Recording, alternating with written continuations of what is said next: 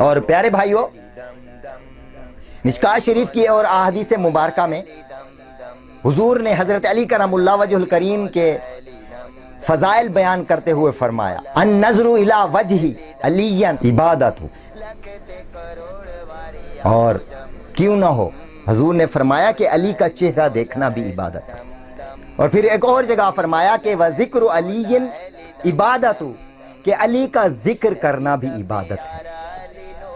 سبحان اللہ سبحان اللہ، وہ خوش نصیب ہیں جو مولا علی کا ذکر بھی کرتے ہیں، مولا مولا بھی کرتے ہیں، تو ان کا ذکر کرنا بھی عبادت میں شامل ہے۔ ایک عاشق رسول،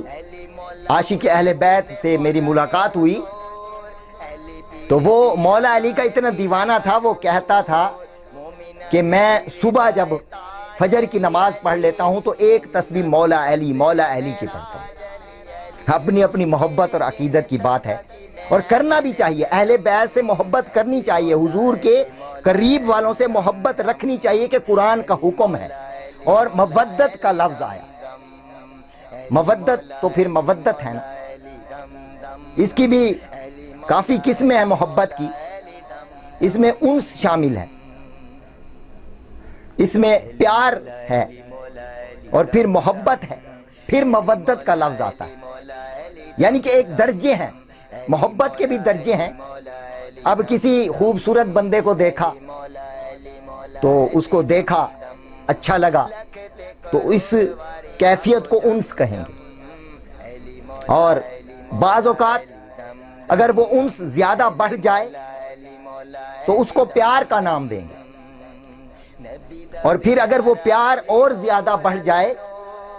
تو اس کو محبت کا نام دیں گے، اور